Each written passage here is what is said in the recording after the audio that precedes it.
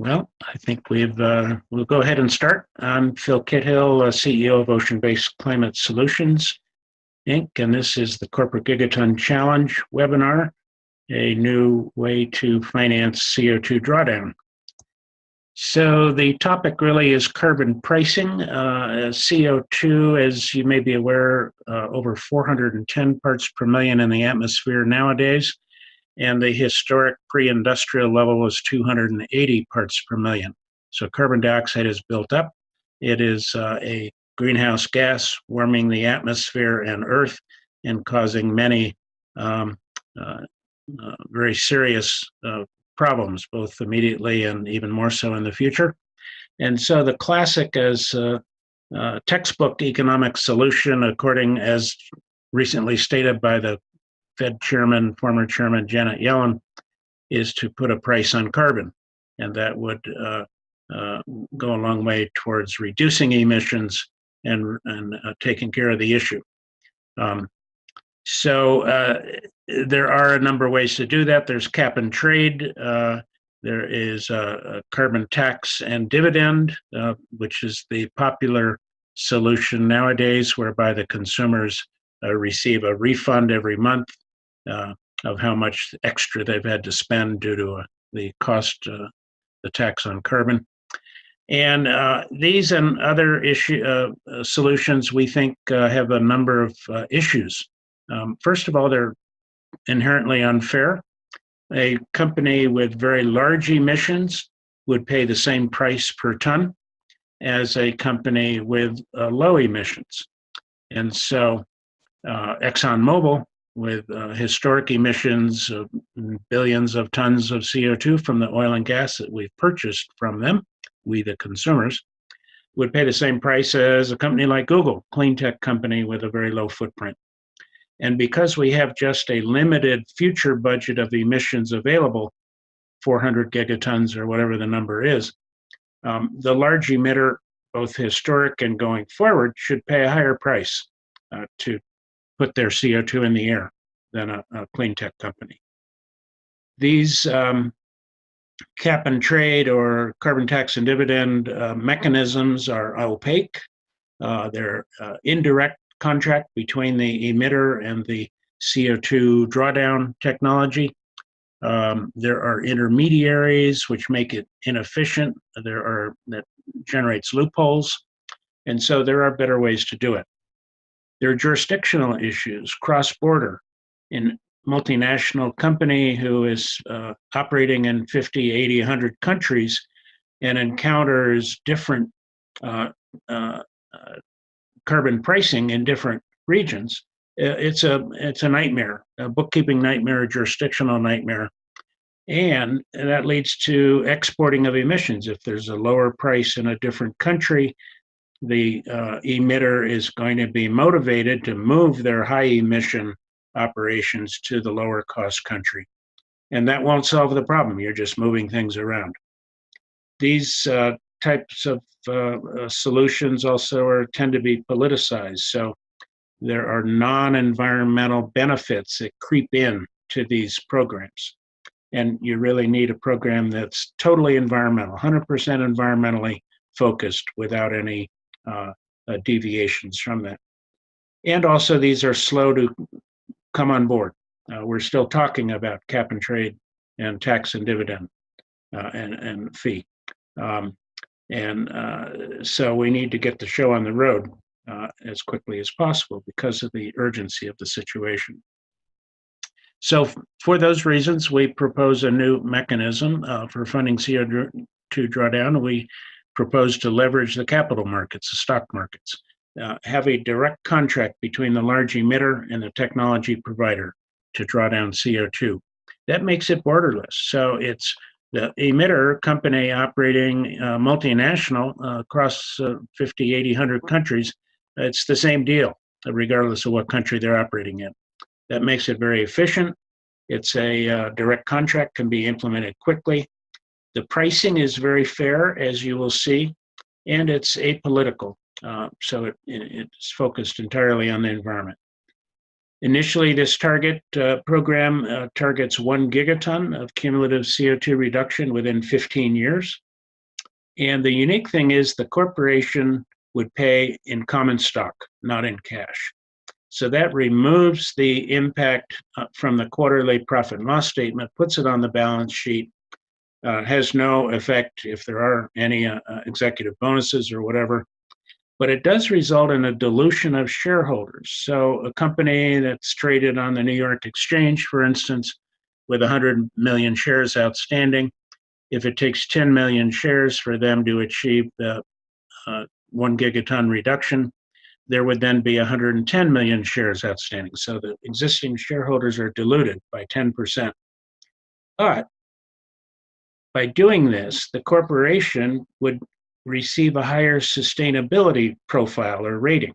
And those are increasingly preferred by investors. You may have heard of divest invest, where investors are divesting, selling their fossil fuel energy stocks and buying wind, solar, clean tech, whatever. So this mechanism bids up the stock price of more sustainable companies. And that would more than offset the loss of market cap from the dilution. Market cap is number of shares outstanding by the time multiplied by the price. So the corporation can achieve a net negative carbon footprint, and the shareholders get their value, the full value or even more. And there's some important other benefits. It's a quick path to financing massive CO2 reduction, and also it gives bragging rights. Bragging rights is a competitive advantage for a large company. And so buy my soap because I'm on a path to being carbon negative in 15 years. Well, the other companies in the business might lose market share, and they're going to want to get on the bandwagon too. And that would create a massive race to sustainability. It looks like I have lost you. Oops, now you're back. Okay. And okay, might have lost you momentarily. The last two bullets, competitive advantage, bragging rights, the subscribing company can sell more product, and that puts the pressure on their competitors to do the same, to join the race, create a global race to sustainability. So where's the money, the opportunity? There are 46,000 public corporations listed on stock markets worldwide with a global market cap of $82 trillion. Putting that in perspective, let's say that we need to remove 500 gigatons of historic emissions of CO2 at a price of $20 per ton. 500 gigatons is on the low side. Others say 1,000 gigatons to restabilize our climate. But even at the 500, it's a $10 trillion cost. Well, 10 trillion on 82 trillion is a 12% hit. It's a lot, but it's not unachievable. If you take the 500 gigatons and you say we want to do 1 gigaton per corporation, we need 500 corporations to step up to the plate. Out of the 46,000 worldwide, that's only a little over 1%. So that's very achievable over the next 15, 20 years. Here's the top 10 stock exchanges and their average market cap per company, per listing. On the New York, $9.6 billion average market cap per company. On down through Swiss, German, NASDAQ, even to the Mexican exchange at $2.8 billion average market cap. There's plenty of money, plenty of companies. We just need to go do it. Here's an example of how it worked. BASF, the large German company, chemical company, then they're actually a leader in reducing emissions, but it's the business they're in. They still emit 25 million tons per year. And you can see that's going to accumulate year by year, endlessly going up under business as usual. If they adopt this program, and using the example, one of the technologies that we're working on, they could reverse that and take out 1.2 gigatons of CO2 over 15 years. And so their scorecard, even though their emissions would still go up over the near term, the first 8 or 10 years, then they start to drop down and actually become net negative by about 0.8 gigatons by the 15-year anniversary.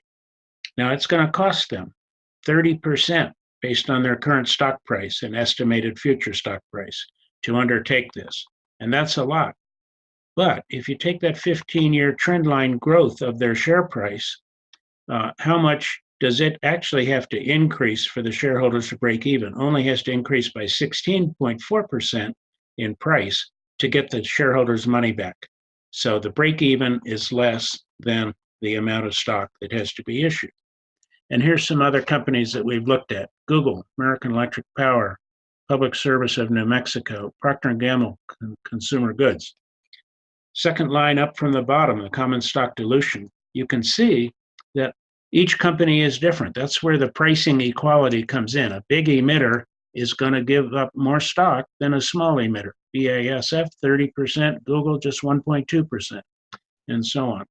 And they get some of that money back as the market prices in their sustainability. So Google, 0.4% increase in price to get their money back. And so those numbers are shown in the following three graphs. And the cumulative CO2 emissions on the right graph are going to nosedive beginning in about year 8 or 10. So what are the technologies that would be eligible for this kind of a program? First of all, they have to be commercial by 2020. If it's going to take till 2030 or something, that's too late. Has to get the show on the road. They have to scale up to Gigaton scale. So small ball will not get us there. And they have to be a reasonable initial cost. The cost is actually less critical. The cost will come down as the demand and the volume goes up. So reasonable, but we're not going to nitpick on initial cost. The two technologies that we're working on, Ocean Surface Carbon Relocation System, OSCAR, is implemented in the mid-ocean gyres, hundreds of miles offshore in the deep ocean. And the working principle is downwelling using wave energy and salinity gradients. So the upper ocean is warm from the sun.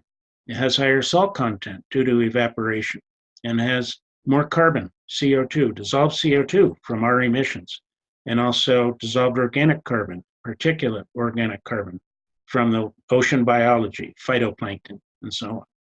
And so this technology takes that water and sends it down a 3-meter diameter nylon tube to 1,000 meters deep, where it's out of contact with the atmosphere for centuries, if not thousands of years.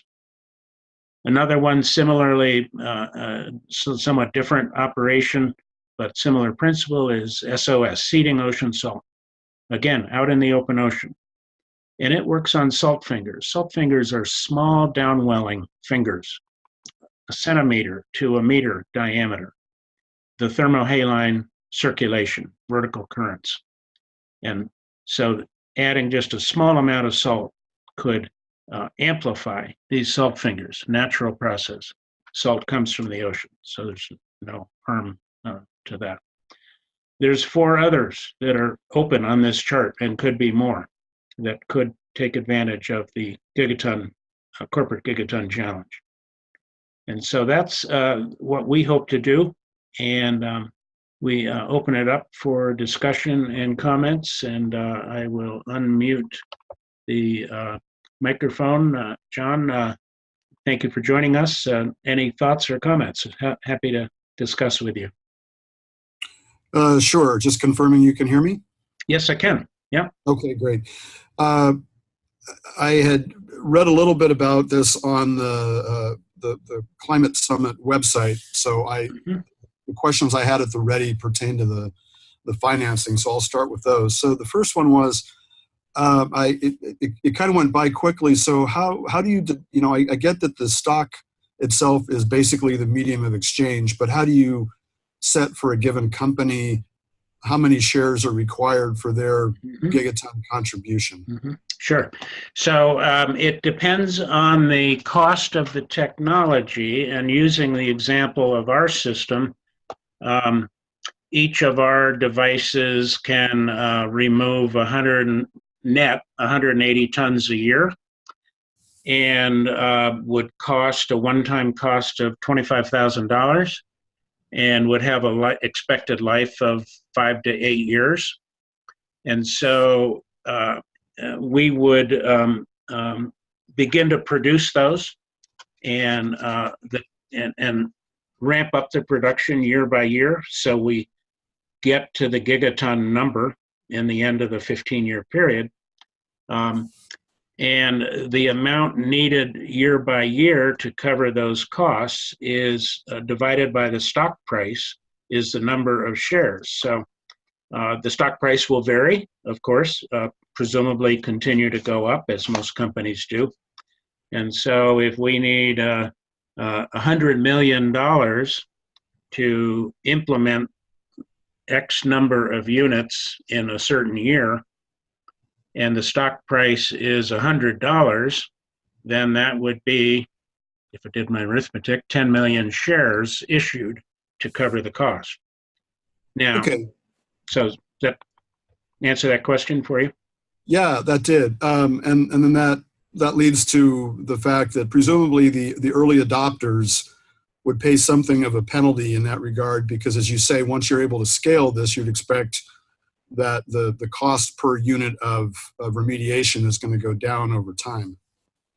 That's an interesting point. And so that would be something we need to think about. And one thought we've had, and it goes back to the competitive side of it, is that I don't like the word exclusive, but the early adopter would be preferred in their market segment against a competitor. So Johnny-come-lately in consumer goods, we might not want to have them be a subscriber to have somewhat of an advantage for the early adopter and overcome that lower cost problem that you just mentioned.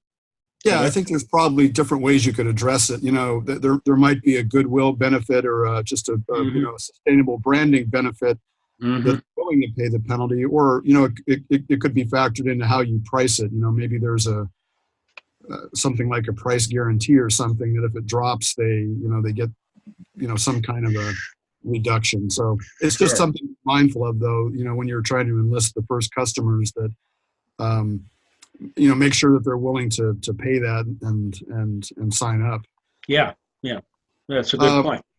The other question I had was that as I read this, ideally the way that a corporation would do this is through issuance of common stock, which would be the dilution that you're talking about. And what's to prevent, however, a company from, say, doing what companies are doing all the time anyway, where they engage in a stock buyback program, which is it's problematic anyway, because it inflates the value of the stock that's not been bought back. And it used to be considered insider trading, but they lifted that restriction many years ago. And so I don't know if that's something you can enforce, but certainly from my ethical perspective, I'd prefer to see it as an issuance of common and therefore diluted stock, as opposed to financing it through a buyback program. Yes, and I think you might be treasury shares. And I don't know if my accounting education is probably 30 years out of date, but rather than through a buyback, I think the program works best if it's newly issued shares. But again, and that's something you could enforce, presumably. Yeah.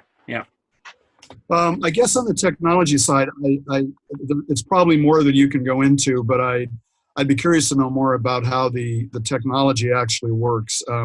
The idea that deep ocean water at the depths you're trying to displace it is going to stay there for a while is interesting. But does that mean you're effectively don't take offense at this, but you're burying the problem from the surface just by pushing it way down? And it's sort of like when they do carbon on on land, right, where they basically sequester carbon underground. Is it sort of an ocean version of that? In rough language, yes. And what with quite a few differences. One is that ours is a natural process, so the overturning circulation that keeps Europe warm in the winter is the Gulf Stream goes up north of Iceland, cools off. That water sinks all the way down to the seafloor. And then it's Right. the ocean conveyor belt, goes all the way south to Antarctica, takes 1,000 years or so. So we are partly mimicking that process, but on a smaller scale.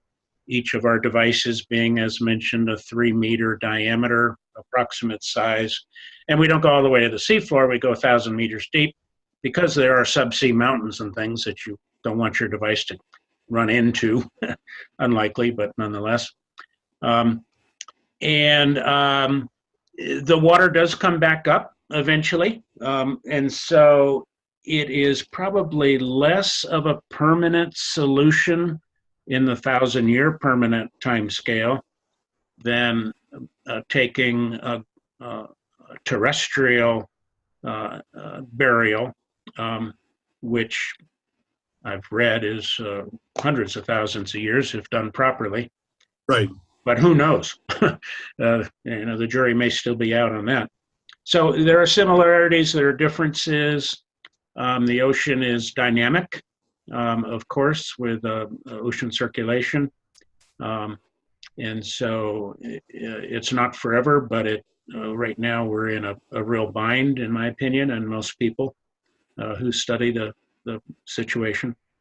So it's something that could be ramped up and make a difference, at least so. Well, right. Yeah, we have like, depending on who you talk to, 20 to 70 years to fix this. And if you helped us delay that or, even mitigate it permanently, even if it's only 1,000 years, well, yeah. We're still ahead of where we are now.